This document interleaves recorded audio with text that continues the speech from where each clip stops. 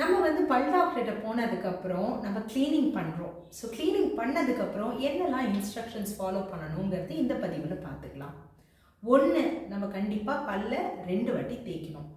பல்ல தேய்க்கிறத ஒரு ப்ரஷ்ஷும் பேஸ்ட்டும் வச்சு தேய்க்கணும். ஸோ பேஸ்ட் எப்படி எடுக்கணும் அப்படிங்கிறதுனா, அந்த ப்ரஷ்ஷில் இந்த அளவுக்கு ஒரு பீனட் சைஸ் அப்படின்னா பட்டாணி அளவுக்கு தான் நம்ம பேஸ்ட் எடுத்துக்கணும். அந்த ப்ரஷ்ஷை வந்து கிட்டத்தட்ட 3 மாதத்துக்கு ஒரு வாட்டி நம்ம வந்து தூக்கி போட்டுடணும். இல்லது அந்த ப்ரஷ்ஷில் இருக்கிற பிரிசில்ஸ் வந்து ஃப்ரே ஆகிடுச்சுன்னா அதுக்கப்புறமா அந்த ப்ரஷ்ஷை தூக்கி போட்டுடணும்.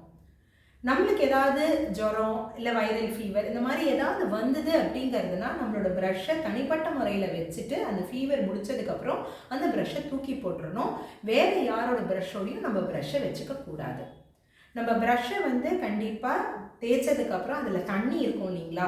ஸோ அது வந்து தண்ணி ட்ரெயின் ஆகிற மாதிரி அந்த ப்ரஷ்ஷை வச்சுக்கணும். நம்ம பாத்ரூமில் இந்த ப்ரஷ்ஷை வைக்கிறோம் அப்படிங்கிறதுனா, இன்றைக்கி ப்ரஷ்ஷுக்கு கேப் எல்லாம் கிடைக்கிறது. அந்த கேப்பை போட்டுட்டு நம்ம வந்து பாத்ரூமில் வச்சுக்கணும். நம்ம வந்து என்ன மாதிரி ப்ரஷ்ஷஸ் நம்மளுக்கு நல்லது அப்படிங்கிறது பார்த்தீங்கன்னா, ரொம்ப சாஃப்டாகவும் போக வேண்டாம். ஈர பிரச்சனை இருக்கிறவங்களுக்கு தான் ரொம்ப சாஃப்டான ப்ரஷ்ஷு.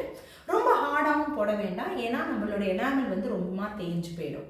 ஸோ ரொம்ப ஹார்டும் வேண்டாம், ரொம்ப சாஃப்ட்டும் வேண்டாம். மெதுவாக இருக்கக்கூடிய சாதாரணமான பிரிசில்ஸ் நம்மளுக்கு போகும்.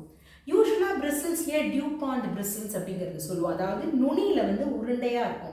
ஸோ அந்த மாதிரி பிரிசில்ஸை யூஸ் பண்ணினோம்னா நம்மளுக்கு பல்லுக்கும் ஈருக்கும் அந்த நடுப்பில் இருக்கிற அந்த கழுத்துக்கும் பிரச்சனை இல்லாமல் இருக்கும்.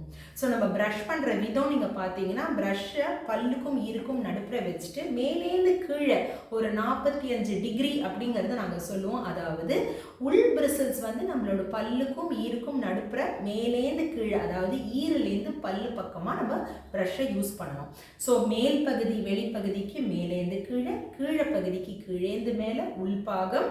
இந்த மாதிரி ப்ரஷ்ஷை யூஸ் பண்ணினோம்னா நம்மளால் 3 பாகத்தை மட்டும்தான் நம்மளால் பல் தேய்க்க முடியும். இது ரொம்ப முக்கியம் ஃப்ரெண்ட்ஸ். இதை தவிர நம்மளுக்கு பல்லுக்கும் நடுப்புற நம்ம வந்து ஒரு டென்டல் ஃப்ளாஸ் இல்லை இன்டர்டென்டல் ப்ரஷஸ் இது 2மும் யூஸ் பண்ணிக்கலாம். ஸோ இது எல்லாமே நம்ம அழகாக பண்ணினோம் அப்படிங்கிறதுனா நம்ம பல் ஆரோக்கியம் நல்லாயிருக்கும். ஈர ஆரோக்கியத்துக்கு நம்ம 2 விரலால் பல்லுக்கும் ஈருக்கும் நடுப்புற இருக்கிற அந்த இடத்துல நம்ம வந்து நம்மளோட விரலால், அதாவது ஆள்காட்டி விரலும் நம்மளோட தம்பை வச்சுட்டு 2த்தையுமா சேர்த்து நம்ம மசாஜ் பண்ணிகிட்டே போனால், இது மசாஜ் பண்ணுறது ரொம்ப அவசியம். ஏன்னா இந்த மசாஜ் பண்ணும்போது நம்மளுக்கு நல்ல ரத்த ஓட்டம் இருக்கும். அப்போ ஈர பிரச்சனையும் நம்மளை தவிர்க்கலாம். ஸோ இந்த பதிவில் நம்ம வந்து கண்டிப்பாக பல்லை க்ளீன் பண்ணதுக்கப்புறம் நம்ம எப்படி பல்லை பராமரிக்கணும், வீட்டில் எப்படி பல்லை பார்த்துக்கணுங்கிறது கற்றுட்டோம். அடுத்த பகுதியில் நம்ம பார்க்கலாம்.